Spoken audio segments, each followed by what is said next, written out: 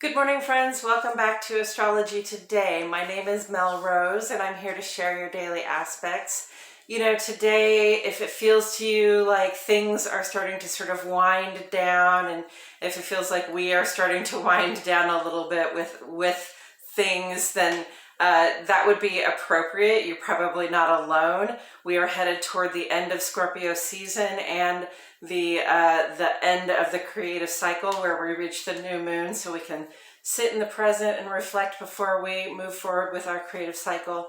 So, you know, it's a good time to just sort of finish up any clearing the clutter of your heart, your mind, your physical space, and begin to bring yourself back into the present.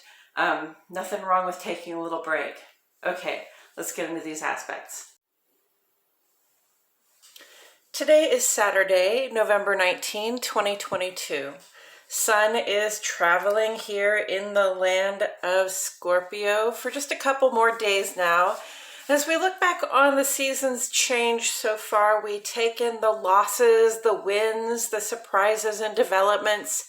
There's nothing we have to do with this information at this moment except to be in acceptance, bring our attention to the present moment and all it contains. The sun makes its transition this Tuesday just before the moon is new on Wednesday.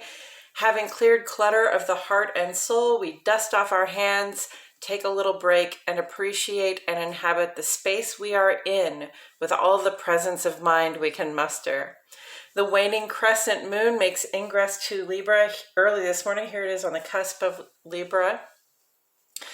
As the new moon approaches, we finish up any clearing also of our physical and mental states, releasing worn out stories, patterns, or tropes we have been living by, along with the boxes we dropped off with the local thrift store.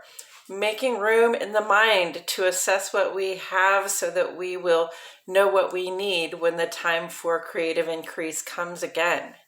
Fixed water and cardinal air, friends, this feels like a gust of wind just touching the surface of a deep lake. It indicates to me that good ideas can come to mind when we calm the emotions and intuitive responses.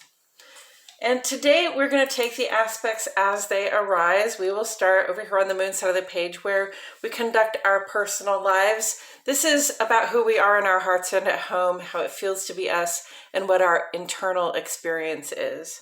Early this morning at 2:46 Central Standard Time, friends, our void of course moon makes its final aspect while in the sign of Virgo, and it's an opposition to Jupiter. The Moon-Jupiter combination generally seems to feel pretty good. Even in opposition, we aren't likely to find conflict. We feel generous and we want to share our good mood. There is a warning, though, not to overgive, overcommit, or in general overindulge from a desire to simply share. And there's the moon's opposition to Jupiter and Neptune there on the chart. The void of course moon today lasts almost 2 hours. We have had a lot of really brief ones lately. This space of time when the moon is basically between sign influences is a good period to meditate, journal, relax, reflect, and in general, do whatever it is you do that helps you quiet the mind so you can focus on what your heart and your body are telling you.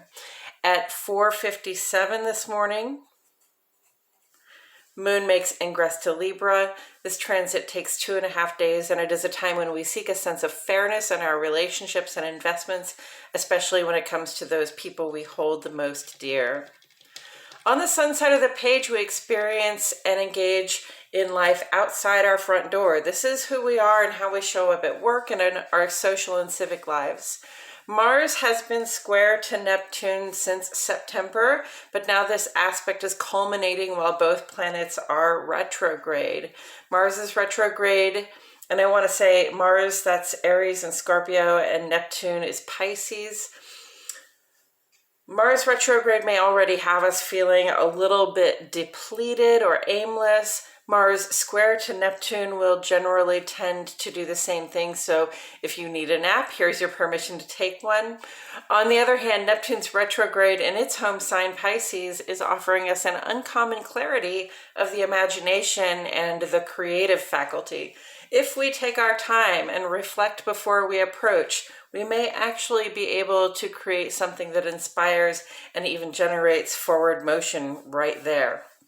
This vibe will hang out with us through about December 10. Coming up tomorrow, we will discuss the Sun's trine to Neptune, bringing more relaxed and creative energies to the table. And Tuesday, Sun makes ingress to Sagittarius.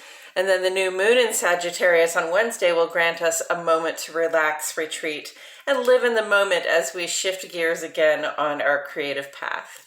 That's it for today's astrology, friends. Thank you for tuning in. For the second half of this vlog, in which we seek further insight from Tarot, please check out my other channel, Astrology Today and Tarot with Mel Rose. The link is in the description. I appreciate you all so much for being here. My love and gratitude go out to each and every one of you. And I will see you back here tomorrow for more Astrology Today.